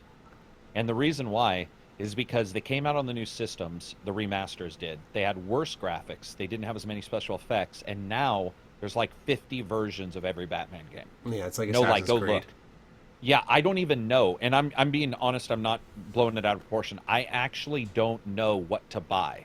So there's been people who've said, okay, I want to get into Batman. And I love them all, differing levels than maybe some other people. But I'm like, okay, you should definitely get them. And they're like, well, which version? I'm like, fuck, dude. Because there might be a slight FPS increase in one, but it doesn't have as good of the atmospheric lighting that, and all this shit. And that really depressed me because normally you expect better, right? I mean, you do. If it's going to be new, it's going to be better, or, FPS, better graphics, better resolution, whatever. And those games are some of the first that were actually people joked and called them the D-Masters because there were multiple times where they were worse. That sort of sucked. Yeah. But I think overall, like, those are good examples of ones that come up. I just think with remasters, man, it requires a lot to it really be worth it for anybody who owns the originals. Like, when you were talking about KOTOR, that makes sense. Oh, suddenly it's got, like, widescreen support or something. Something that it didn't have before. That to me is more worthwhile even than a lot of some of the other remasters we get where they're like, we went from 1080p to 4K. And you're like, all right, that's good, but if you are adding the functionality, controller support, like you said, that's a huge deal. That's like, that right there that's a quality of life improvement. And I think almost all remasters need to have all those quality of life improvements should be like the de facto floor for a remaster. You know what I mean? Like, use KOTOR 2 as your, what do you call it? As your blueprint for anybody doing a remaster. Like, this is the very minimum of stuff we need to add, which is all these quality of life stuff. Yeah, I mean, here's the thing is that I don't know how easy they are to implement into a game, but I feel like a trophy and achievement system is almost a quality of life improvement in of its own when you pop it into a game, just because it's something it previously didn't have. And I think that's what serves as a big deal for a lot of people is when if you have a Skyrim Special Edition, for example, Bethesda was sort of trying to, we'll say, exaggerate some of the graphical changes that were coming to the game when none of them were significant, and the only significant one was modding, which is what people just bought it for. But most, I feel nowadays, when it comes to re-releases, are just sold on the idea of the game being available on current platforms. Because what's happening with this console transition is we're seeing popular games from back then be recreated in an attempt to be the definitive edition for the rest of our lives, probably. Like, I think Resident Evil 2 is the first step of that, where it was so good and so well made, and modernized in just the right parts. And not every game will turn out that way, but there's no point in going back to that original. And I think you're going to start to see that transition with these re-releases, that they're like, let's just remake the game. With the way modern technology is going, we're going to start getting these consoles that are not like new launches, but rather upgrading specs on the inside. And they're going to be backwards compatible. Games aren't getting left behind. So this isn't just a project for us. This is a lifeline for this game forever now. True. Yeah, forever now. I would like to see some of those games that you and I liked that like don't even have leaderboards anymore. Well, first of all, we see some games get leaderboards on remasters. That's pretty cool. I've seen that pop up.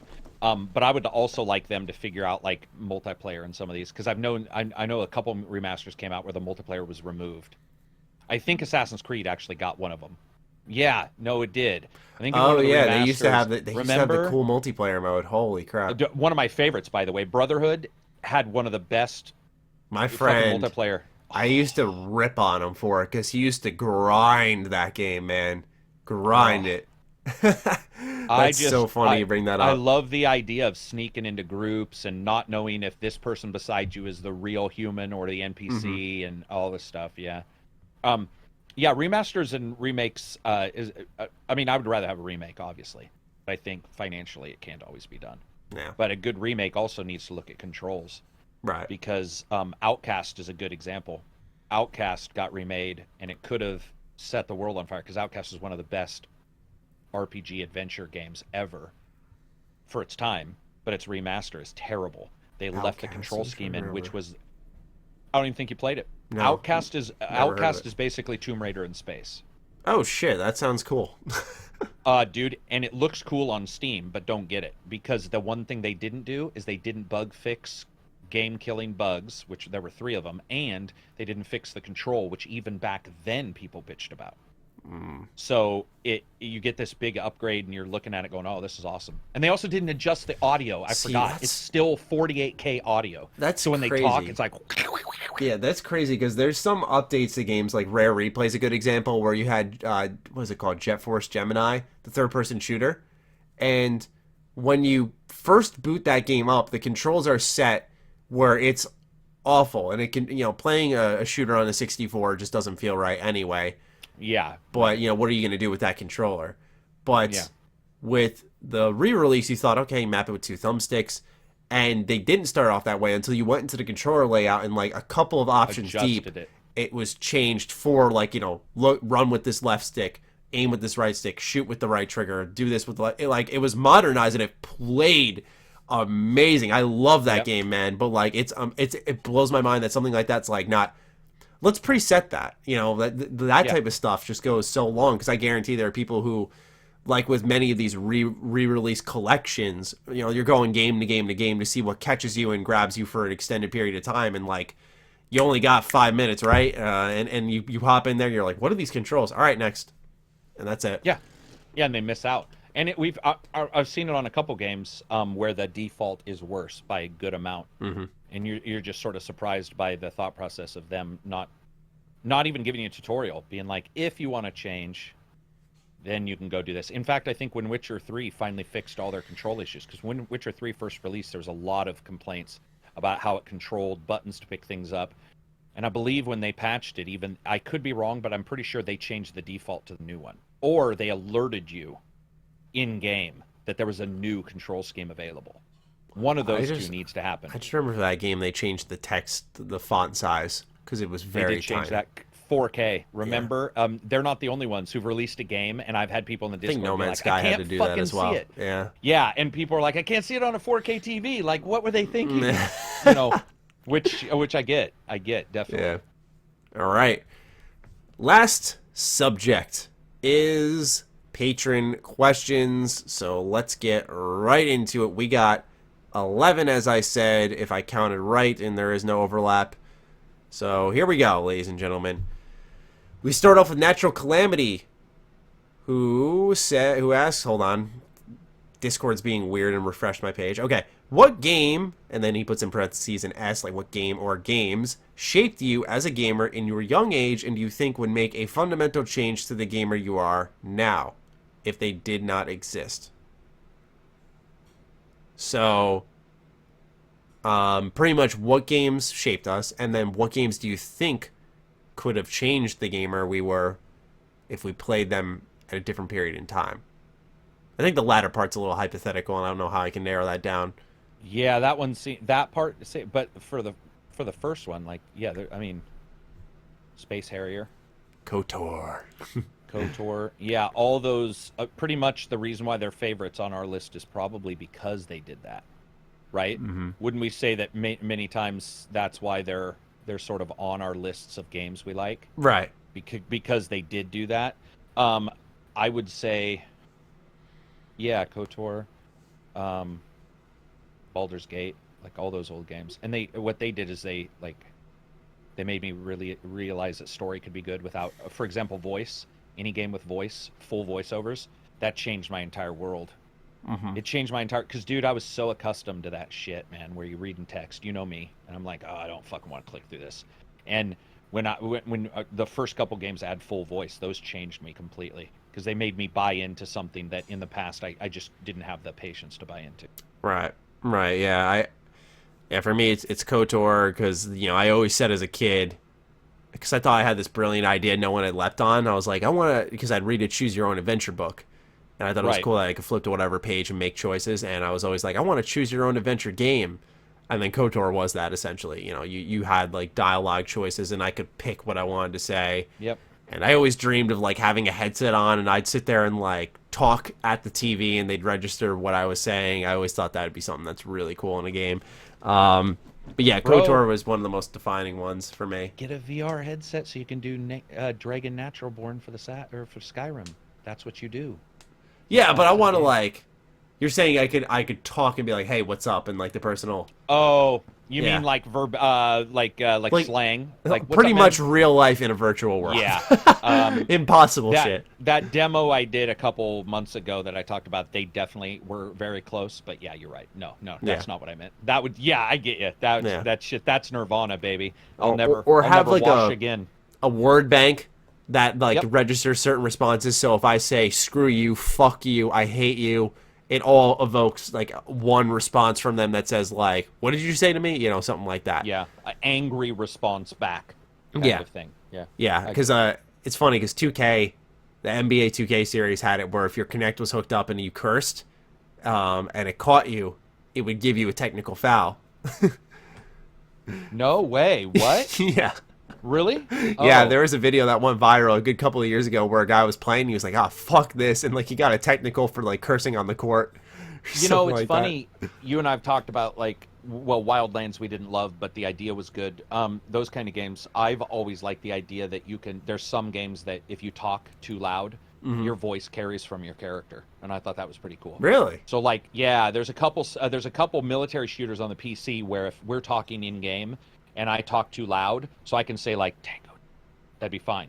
But if I'm like, I'm over fucking here, then it actually draws a sound cone, and enemies near me will hear that. And I think that's a good, I think that is a good game, a good atmosphere builder for some games. I think that could be, imagine doing the next, what's that, Breaking Point, the new Ubisoft game that they're doing the demo. The Siege zombie one or whatever. No, Breaking Point with the guy from The Walking Dead and Punisher. Yeah. The new or Breakpoint. I think Wildlands it's or whatever. Yeah, I know what you're talking yeah, about. Sorry. So people are testing that right now, and it's very calm and quiet and sedate and stealthy. I would love for something like that, where if four of us were in a team and I wanted to talk to you, I had to either get close to you for you to hear me. You would have to play that way, because otherwise we'd just use Discord. But I like the idea of it, at least. Yeah, I think it's awesome. That would add it. AC Denton asks, games that should take something from another game/series. I'd love to see Thief, Deus Ex, and Dishonored incorporate mod tools and level editing, placing things, selecting the target object/objective/NPC, and allowing others to play it via online sharing, co-op too. This is a great question. Games series that I'd love to see. I'd like to see more titles take the social link elements from Persona. I think that they do character building in a way that rewards both gameplay and investment with getting involved in the characters they spend so much time creating and adding depth to. They paced it out well where it doesn't feel like, you've got to blitz through a companion quest line to unlock and understand what's going on. I think more games could benefit from that. Like, okay, you spent this much time with them, you're not quite there yet, you got to develop that relationship, and now go off and do something else for a little bit. Okay, now it's time to come back if you want to, or you can do this, that. I think that social element that Persona has is really, really unique, and it's what makes that series special. But I'd love to see more try something in that vein. We've seen series directly try to copy it, and I don't think it works, but taking inspiration from it, I'd love to see. I think a lot could benefit from that. So something from another game series, like a mechanic. Man. Okay, well, So, do we have to give the game we want it to go into, or no? I didn't. I just would like to see that mechanic personally. So, what I would like to see is any game that adds stealth actually either cheat and steal the thief light bar that shows how visible you are, those but basically fix stealth. Wolfenstein has stealth, but it's not. It's shooter stealth. You know what I mean? Yeah. Like there's a difference, right, between a shooter stealth and a stealth game. I would love for people, if they add anything. We've talked about this. If they add anything into games, it needs to be there. If there's a survival element, it goddamn well, like Red Dead. I like the game. Number 2, I love it, but I didn't need to drink or eat if I didn't want to. I'd be a little skinnier, right? And a little less health. You'd be okay. Yeah. Yeah, and to me, I would just say like stealth elements or survival elements that we've seen do really well in games where it really matters. I would like to see those in other. If you put it at all, make it matter for some reason. Don't just add shit. We've seen that a lot lately, where it's like, guess what we have? We have this, and you're all okay, but why? Like, right? Does it matter? So that's sort of a cheat because that's a big general thing. I was actually going to say a game called Outward, which is the RPG released. They have your pack, and when you get defeated, your pack's out there, and you have to go back and get it. I do like those because it's like a pack run instead of a corpse run. I sort of dig that. But they also have a thing where in some cases when you die, you don't die, you get taken like jail. You have to break out. Where I would like to see that in other games too, where it's not an instant failure state.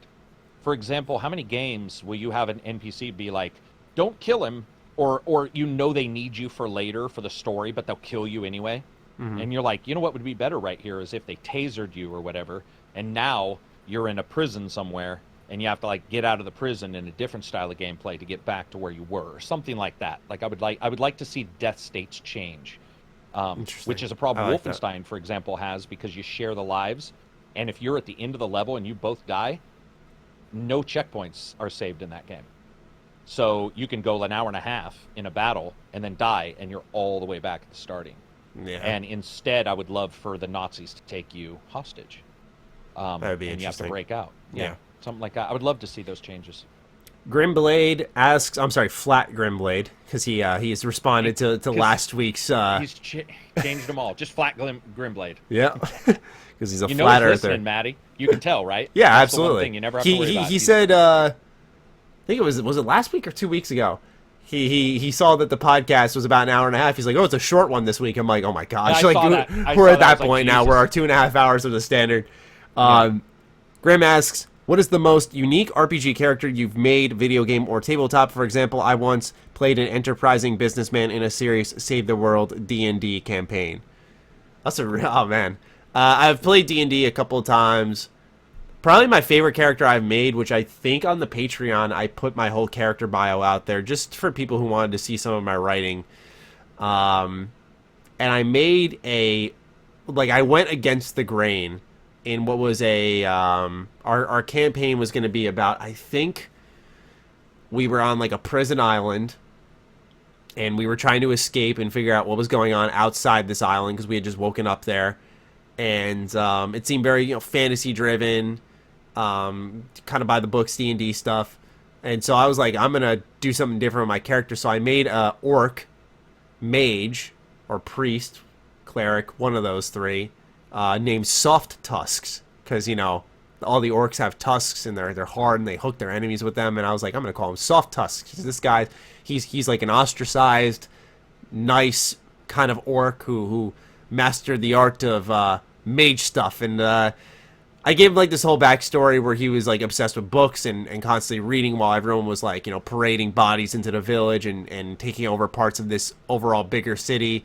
And that was definitely one of my favorite things I've done for a character.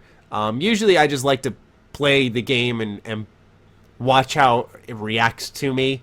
But D&D is one of those type of games where I can actually get creative with the person I'm building, because there's limitless options there, quite literally, because you and your DM really control how you can work around that, whereas the game has these limits and ramifications that are there in place, which makes sense. So I usually am not one of those people who's like, I'm going to create Harley Quinn in Divinity Original Sin. I'm going to play as her and be an evil, laughing psychopath, which I tried in the first one. That's why I bring up that example. It's just like I can't get into it that way. I insert myself better when I'm myself trying to make a choice.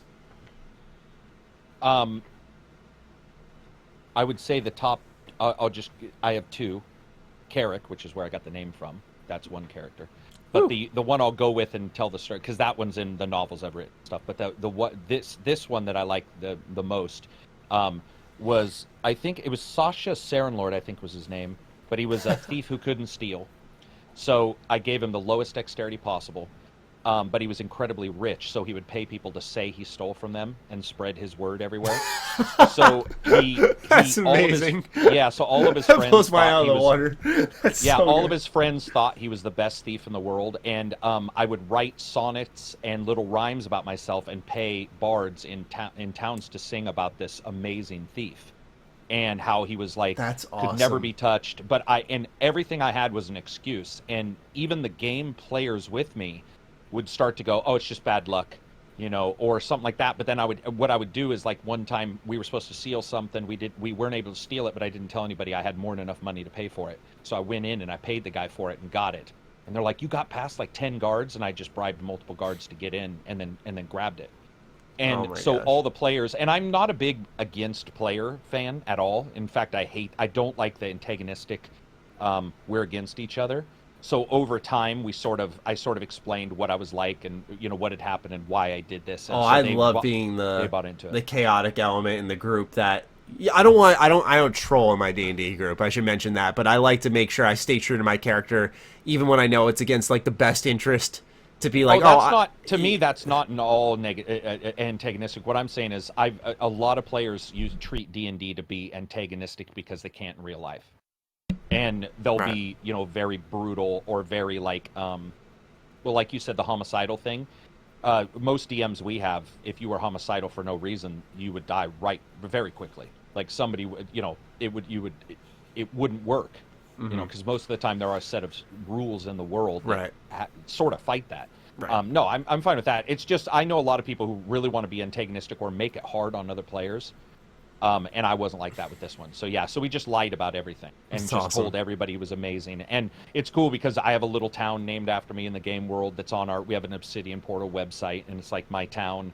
People all think I'm this one guy, but in real life, like, I'm absolutely terrible. Awesome. I have thumbs for every finger. It's pretty. Yeah, that was a blast to make that character, and he's been going for 18 years, I think. Nice. So, Karak in our story has been going for like 22.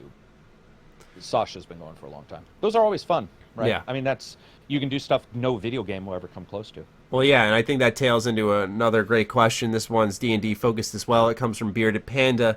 It says, what is your preferred class/build when it comes to building a character in D&D or an RPG? I typically gravitate towards conjunction mages or archers. I always prefer an elf. If a game has an elf, I pick an elf. It's Skyrim, Baldur's Gate, does not matter. Any fantasy game, I always pick the elf. And the type of elf I always like to go for is like a high elf. Archery preferred. I think it's because as a kid, I thought Legolas was one of the coolest characters ever. Sure. Right. And so that's what builds our ideas of what's cool in a role-playing game. Exactly. So for me, I was all about any type of elven archer. Always had my attention. And I still have that to this day. My friends tease me all the time. Like, they see an elf, they're like, okay, that's Matt's guy. Divinity Original Sin 2, built an elf. I think I did a blood mage elf in that game. I was a war. That's one game that's, oh my god, if you like D&D, Divinity Original Sin 2 is perfect for you. But yeah, in that game I did a blood mage warrior. So pretty much what happens is I'd rush into combat and I'd lose a ton of health. My friends would be like, you're going to die. And it's like, no, I'm not, because I'd be standing in pools of blood. So at the end of every turn, I'd use the blood and just regenerate health. Right. And it was awesome. So pretty much I prefer an elven archer, but it really depends what the game offers, because I'm usually not your tanky, in-your-face type of player. But in Divinity Original Sin 2, they offered a cool cross between two classes that really didn't work together, but I made it work, and so you get to get crafty with how you build yourself. So it really depends what options the game offers, but yeah, default is Elven Archer for sure. Yeah, and we use classless, so I'm trying to think. I mean, almost all of our games don't have classes. You kind of make your own. I mean, there are classes, but they're not in the typical paladin mage, that kind of thing. And yeah, I would say, so you could have a fighter that is a hedge wizard kind of thing. He has a couple spells.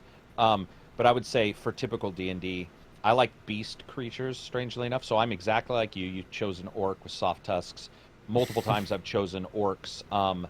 Ostracized, I do like orcs, so I've chosen orcs that maybe learned English. One was the family lived under a house, and so he learned English from humans who spoke it really well, so he was actually able to speak. I like that kind of stuff. I like beastmen. I don't want them to be super bestial, but like even in Skyrim, I like playing the orcs. I like that look. And if I choose an elf, which is probably my second favorite, it would actually, I go the opposite way. I want dark. So like if they have dark elves or moon elves, any of the ones that sort of the opposite of typical, like high. I'll try to usually find like a dark elf or a moon elf or something that has to do with night or something slightly off kilter. Right. Not too far away from the norm. Cool. Tropical Ice Cow asks a really great question. When Marvel Ultimate Alliance 3 is fun, or while Marvel Ultimate Alliance 3 is fun, PS4 Spider-Man and the 4 Arkham Batman games have set the standard for superhero video games, and the MCU, arguably the most popular pop culture ever, grossing over $22 billion worldwide. Why do you think that Crystal Dynamics has their game with the Avengers going the way they have? Bad management. Yeah, I was going to say, I think it always, BioWare taught me this one. It always boils down to managing how the project goes. Because I'm sure even Anthem could have been a excellent game if it was managed well. But and how it's managed even in the PR stratosphere, right? What you see. Because you and I spent half an hour last podcast talking about, are they possibly making a demo because we couldn't figure out what they were doing? Mm-hmm. That indicates to me that they can't figure out what they're doing. So that means bad management. Yeah, I think that's why, because, you've seen Marvel really double down. They used to be the movie people, their games suffered. And then you saw DC where their movies suffered, but their games, like the Batman games, did quite well. And you saw Marvel really double down and start listing, partners for all their Marvel games. You saw Telltale work on Guardians of the Galaxy, which, apparently that was very boring, so I don't think that worked out well. But you saw Insomniac and Spider-Man, which was like a match made in heaven. You saw Capcom return to Marvel vs. Capcom Infinite, which you can also say, once again, that did not work out too well because that game died very, very fast. Just had a very uninspired feel to its combat compared to MVC3, in my opinion. But you saw at least Marvel putting the effort there, and when they did one right, in the case of PS4 Spider-Man, they nailed it. That was a perfect match. So I just think when it comes to this game, it's actually just mismanagement. Also, I think there's the uncomfortable truth that a lot of us don't want to go to, which is that almost all of the big successes are separated around one protagonist. Mm-hmm. Spider-Man and Batman. But any with multiple characters, I think, is much more difficult. Much more difficult than even you or I could explain. So, like, let's say they decided to do four, Batman, Robin, whatever, something like that. I think the difficulty raises astronomically. Yeah, because you probably, as a creator, want to give all of them some love, right? Exactly. And then what happens when you do give them all love? Sometimes you neuter the edginess that you might be able to pull off with just Batman. And what if the two characters have some moral disagreement that might work well in comics but doesn't work well in a video game? Mm-hmm. So I think a lot of people don't really realize it. Ultimate Alliance didn't do great either. I mean, it is in the mediocre 70. Well, I wouldn't say it didn't do great. I'm just saying it's not. Its reviews aren't necessarily as high as those other two, which are on one character. How well did Punisher do? Do you remember? Remember Punisher PS4 or PS2 Xbox? Do you know if that game was reviewed well? I don't think it was bad. I think it was... Deadpool was average. It was in Deadpool the 70s. Was like... Yeah, I think Deadpool was in the 6s. Was it even lower than that? I think so. That might have been rated a little low, because I played Deadpool recently, and I don't see that as a 6, but... Maybe that's just... I think I found it. Hold on one sec. Let me just make sure. It's not doing like the show. It came out in 2004, right? Which one? The Punisher? Punisher? Yeah. Shit, it was original Xbox. No, this is a movie. PlayStation 2 Metacritic. Here we go. Yeah. We are looking at a 68. 76. Oh, the user score is an 8.1. So. Of course. Right. Yeah. Okay, gotcha. I was just wondering. Anyway, great question. Let me know if I'm pronouncing this name wrong. R-Jamie or R-Jame. Brand new patron, just joined up. Thank you for being a part of what we're doing here. I hope I didn't miss my chance to ask my question. Nope, if you get it in before 4 p.m. Eastern Standard Time on Fridays, you are just fine. Finding a good balance with gaming and family has been something I've struggled with lately. I'm wondering if either of you have struggled with this in the past. What was the moment you realized that you had to change, or that you realized something had to change, and what you did about it? This actually happened to me recently. I got a new puppy. Great dog, but man, he is a handful right now, because you gotta, it's not like my other dog, Duke, where I can just, leave him in the living room and he'll be okay. He'll play with a toy, or he'll just sleep, or he'll chill, and I know he's not gonna piss all over the place, or eat something, or take a dump, and cause chaos like puppies do. And so what I've had to do is, pretty much we always have some pair of eyes on him at some point in time. Whenever someone's in the house, we don't really leave him alone all that often, and we're gradually starting to do so. But we've had him for almost 4 months now, and that's what my life's been, man. Is like a lot of my free time has been focusing on revolving around this puppy that we have. Once again, wonderful dog, but it's been a lot to balance. Where reviewing games became tougher. I still got it done, but I really had to make that time count. I had to consolidate. I haven't been able to do martial arts as often. The card store I go to play Dragon Ball Super, I had to kind of cut back on every now and then because sometimes, I'd work all day making videos or getting content ready. And I'd, obviously make sure I exercise because it's in some way because, I'm sitting in a chair all day. And from there, it's like, I'm tired. It's like, I just want to lay down. So for me, it was about consolidating a little bit, not completely cutting off everything, but realizing sometimes it's temporary with these things. Like for my puppy, there'll come a day sooner rather than later where, he's going to be independent and he can go be in a room by himself. But for now, my life has to change a little bit for that. So you just have to, A, accept it, be flexible, and then B, I'd say just kind of identify what you can not even cut out, but what you can just minimize a little bit. That's all you got to do. It is tough balancing responsibilities in games because games are time sinks, but you got to also make those times that you sit down to game count. So for me, around 8 p.m. at night, 7 p.m. usually, is when I sit down and usually most of my stuff's done. And that's where I can stream or I can put my feet up and relax for the night, depending on how much work I've done previously and how much energy I've got. I'll either go and stream and keep going, or I'll be like, you know what, I'm just going to chill tonight. So hopefully that helps on my end. Karak, you got anything for him? What is he looking for exactly? Like, how do you identify when he said, I'm wondering if either of you have struggled with in the past finding a balance between gaming and family. No. Yeah, the other thing is, I didn't read it as family, but the way I look at it is games will always be there. You'll always find your time to game. Meanwhile, your family's, that's a temporary thing, man. They die. Yeah. Let's bring everybody down, but yes, they do. Yeah, and so, I struggle with it. My grandma's getting up there. She's been in and out of the doctors a lot lately.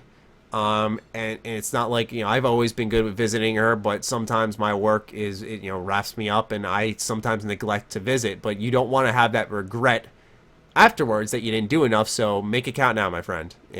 Get in there and start enjoying the time with the people you love so you can live life to the fullest. Yeah, and the reason why I was saying I didn't change is because I actually technically probably play games less than I did when I didn't review. I say that too all the time. People don't realize it, but when you didn't review, I had to set time aside to play. It drove me to play, because I was like, oh, I gotta, because I gotta work tomorrow, or whatever. Now I can go for 7 days and review games for 7 days straight, and then there's nothing coming out, so my weekend is suddenly Wednesday, Thursday, which my family's okay with. But I wouldn't say I interact less because I didn't interact a ton other than emails or, occasional going on trips, which I still do. Mm-hmm. So, and I do what you do. About 7 o'clock, I'll probably be on Discord, but about 7 or 8 o'clock, I have a pretty ritualized way, unless there's something really big. Like if there was an Outer Worlds, yes, my family would be like, okay, I get it. But if it's normal stuff, about 7 or 8, I always, the last 30 minutes of every night, religiously for the last 2 years, has been going to Reddit and reading the funniest or watching the funniest videos I can watch. Like Hold My Cosmo, probably the best Reddit ever. It's just chicks doing stupid stuff and falling. Nobody gets hurt, but it makes me laugh when somebody tries to, open a wine bottle and the fucking thing flies off and hits, stupid stuff. And I found that's really changed my attitude because I used to watch movies, and sometimes you get a horror movie and then you try to go to bed after watching Hellraiser. Mm-hmm. And I found doing stuff like that and sitting and watching. I watch a lot of comedies. I'm big in it, but that's also because the comedies I watch are the way I talk. So you get scatterbrain comedies, Life in Pieces or something. Yeah. Friends. I love that kind of stuff. So I spend a lot of my time refreshing my brain, laughing. And in fact, I would say that's almost every, this Saturday we're doing board games, and I have a very particular group that I know will just laugh the entire time. So I'm and then I build my family. It rejuvenates you, yeah. You gotta, and my family to enjoy your gaming, you gotta step away from it, essentially. Yeah. If my family was near me, I would do more too. Mine is, you live currently at home, many people live closer to their family. Mine are 3.5 hours away over a mountain range that's always snowy. So it's the idea of going there is very low. Mm-hmm. So it doesn't affect me as much, which is nice. I get that. And I would agree with you, by the way. Fuck. Don't ignore family. Because I did when I was 17 and something bad happened. And that honestly has stuck with me since day. Like, I've done podcasts on it where I'm like, don't ignore family, because there is nothing in the world. It's not like the movies where a person feels better a week later. It's more like John Wick, where the dude kills 800 people and still feels bad about something. Like, that's because I had something that when I still remember it, and I'll be like, yep, I can't get rid of the memory. So it's like that can't will click stick the with undo. you. Yeah, you never can. Yeah, there's no rebooting that life moment. And so I always warn people, you don't want to live with it. Hear somebody else tell you to not do it, and if you're going to listen to anything, listen to that. Because Jesus Christ, even if you argue with your family, when they're gone, you can't argue with them. Yep. And that sucks. Yeah. Crazy Herbs asks, what's one game from each of you that you thought you wouldn't like but ended up really enjoying? Oh, shit. Anything recent. I just go off Wolfenstein right now. I thought I'd be like, oh, God. But, like, I've actually liked it. I want to go back and play some more. Let me guess another one of yours, though. Forza.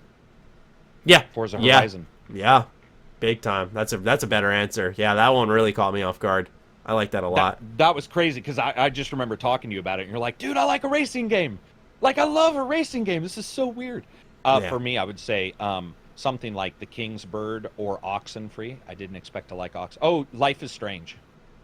If you told me I was going to love a story about two 16-year-old lesbians, I would have been like, nah, probably not.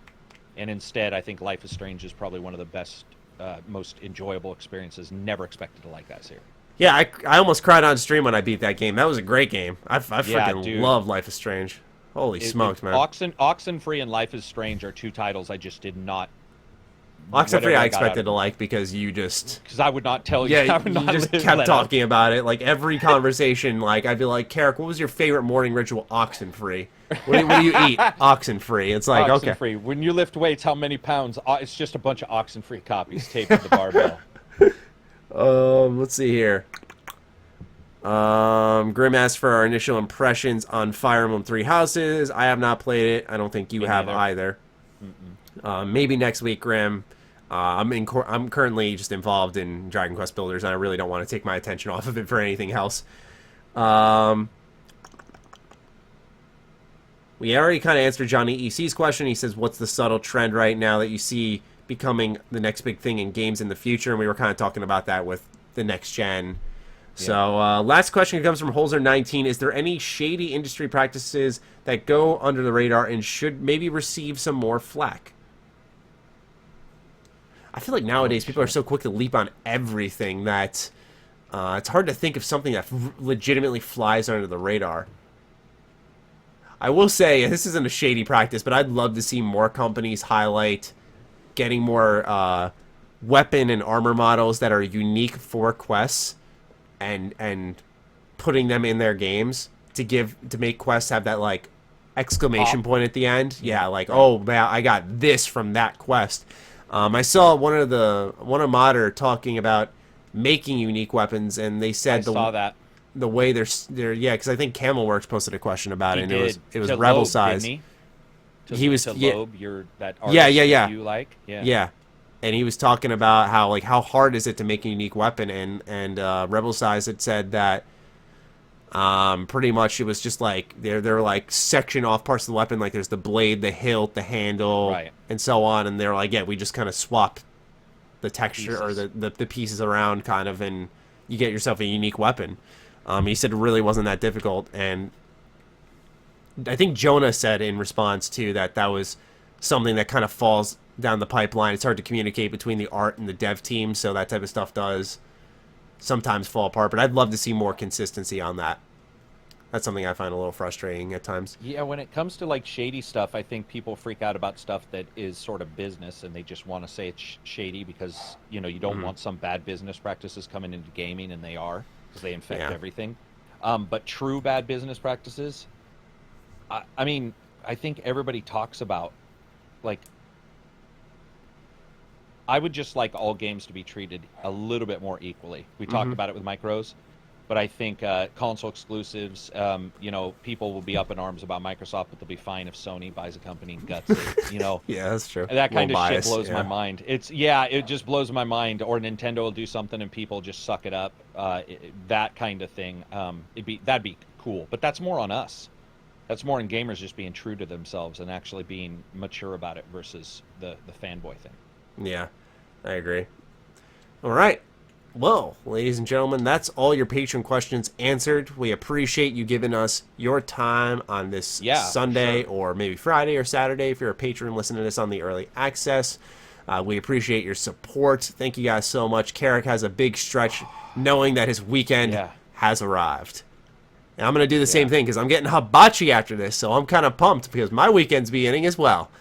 I got a deep fryer, much less healthy. Yeah.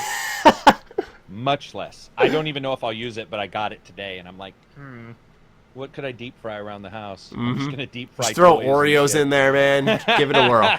I've heard some good things. Yeah, so have I. All right, ladies and gentlemen, thank you so much for your time. We will catch you next week with episode 213. Thank you so much, and peace out. Peace out.